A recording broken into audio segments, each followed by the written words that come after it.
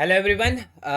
सो आज का वीडियो में हम लोग ये डिस्कस करेंगे कि बॉस यूएससीएमए के एग्जामिनेशन में जो ऐसे टाइप क्वेश्चंस होता है उसको आंसर कैसे करना है, कैसे टाइप के क्वेश्चंस आता है एंड कितना टाइम मिलता है। So we will discuss everything, the entire strategy for ऐसे टाइप क्वेश्चंस।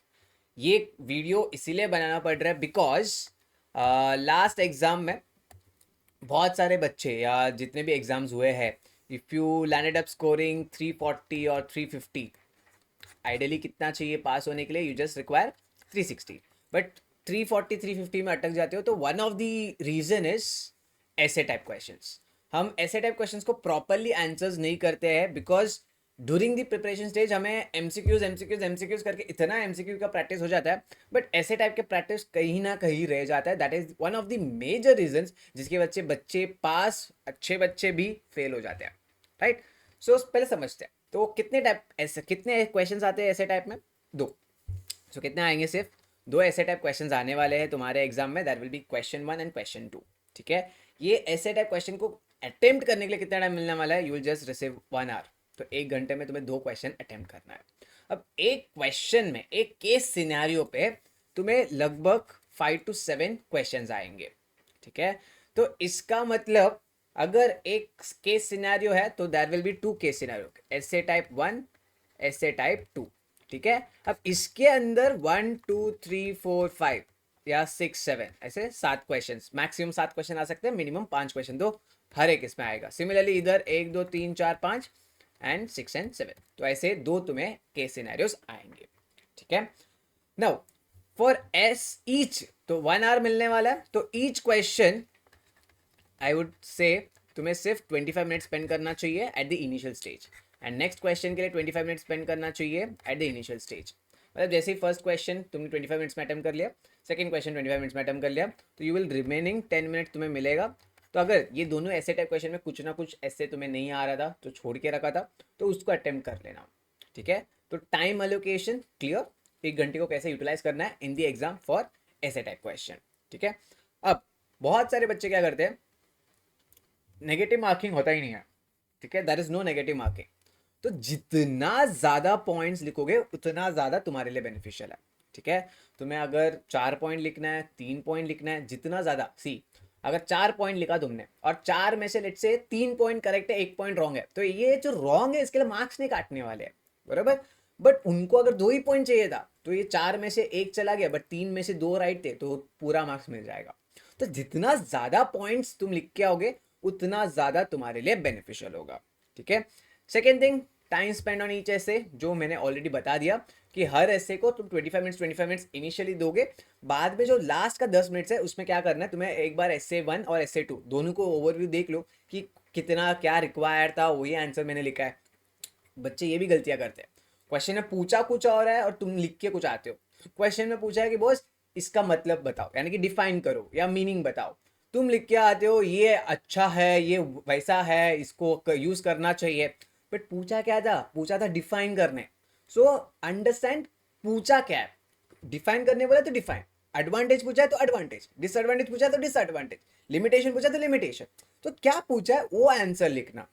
ठीक है, नाउ अब अक्सर क्या करेंगे, वन ऑफ दी और मेजर थिंग इज ऐसे टाइप क्वेश्चन में केस सिनेरियो इतने बड़े पैराग्राफ दिए रहेंगे, 2 3 4, तो तुम सीधा जाके पहले केस सिनेरियो मत पढ़ो, अननेसेसरली तुम्हारा 3 4 मिनट उसी में जाएगा।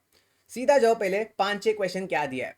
ठीक है, उसमें कुछ क्वेश्चंस होंगे जो तुम डायरेक्टली आंसर कर सकते हो without even looking at the ऐसे टाइप क्वेश्चन। कैसे टाइप के क्वेश्चन सर? सर एडवांटेज और डिसएडवांटेज पूछ लिया, तो तुम्हें तो पता होना चाहिए क्योंकि तुमने घर से प्रिपेयर करके जाओगे, राइट?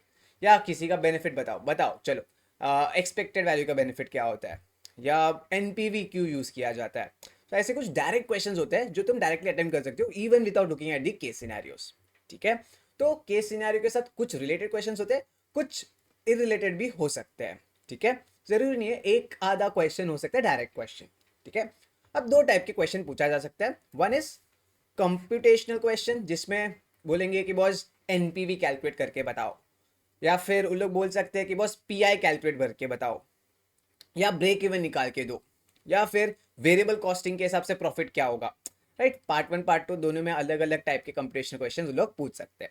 जब भी कंप्यूटेशनल वाले यानी कि मैथमेटिकल क्वेश्चंस फॉर्मूलाज जिधर यूज होता है, सबसे पहला तुम फॉर्मूलाज लिखोगे, क्योंकि उसको समझाओ, एग्जामिनर को बताओ कि इसका फॉर्मूला ये है, ये फॉर्मूला यूज करके सॉल्व करना है, ठीक है।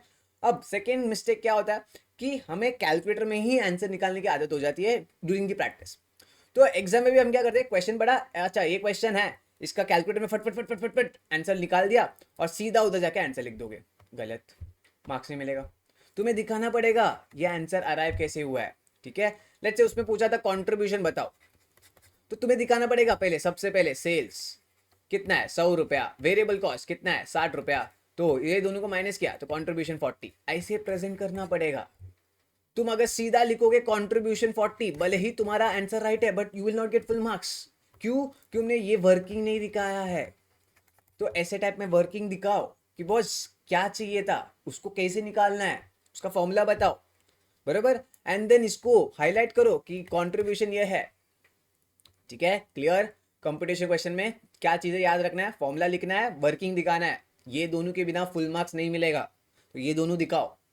Third, conceptual question, sorry second is conceptual question. Conceptual question तुम जिधर भी पार्ट 1 कर रहे हो, पार्ट 2 कर रहे हो, एडवांटेज डिसएडवांटेज बेनिफिट्स लिमिटेशन ऐसे टाइप के जिधर भी दिख रहे हैं उसको पढ़ लो। 101% उसके ऊपर एक एक क्वेश्चन तो आएगा, हर ऐसे विंडो में देखा है कि बॉस एडवांटेज या डिसएडवांटेज बेनिफिट्स या लिमिटेशन इसके ऊपर क्वेश्चन आता ही है, ठीक है।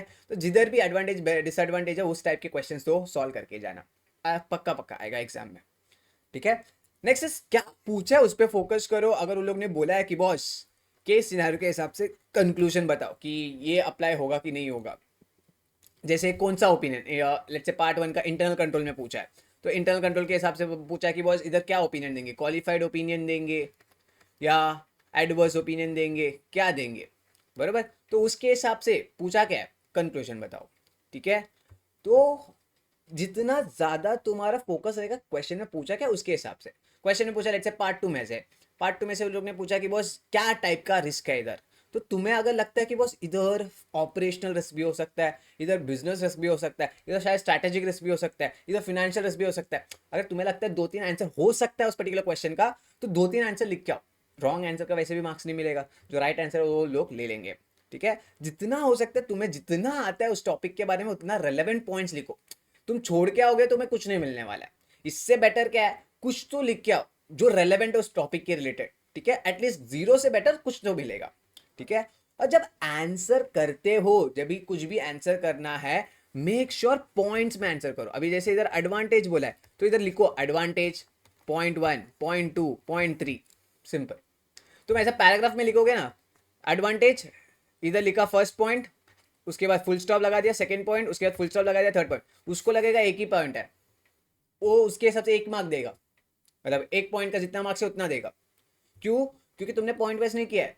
तो एडवांटेज में हमेशा ध्यान रखना, advantage at least 2 points, disadvantage at least 2 points, इतना तो मिनिमम एक्सपेक्टेड है कि बस 2-2 पॉइंट तो लिखो, ठीक है। उसके बाद टाइम बचता है, तुम्हें और पता है तो लिखो, ठीक है। और कोई भी टॉपिक ऐसा नहीं होना चाहिए कि बस इसमें बारे में बहुत पता है मेरे को तो मैं लिखते जाता नहीं।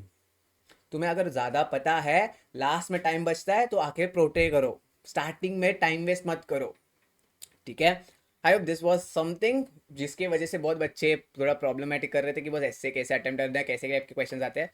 क्वेश्चंस देखो, अभी क्वेश्चन कैसे टाइप के आते हैं, तो क्वेश्चन ना ऐसा नहीं है इसके लिए कोई अलग तरीके से प्रिपेयर करना, ऐसा कुछ नहीं है। जो तुमने एमसीक्यू सॉल्व किया ना उसी टाइप के क्वेश्चंस आने वाले हैं, बट एमसीक्यू में तुम्हारे पास 4 ऑप्शंस होते हैं, राइट। तो इधर सिर्फ ऑप्शन नहीं है, सिर्फ क्वेश्चन है, उसका आंसर तुम्हें सॉल्व करके उनको दिखाना है, बस उतना ही चेंज है। तो माइंड को सिर्फ इतना सा ही शिफ्ट करना है, ये सेम है, एमसीक्यूज ही है।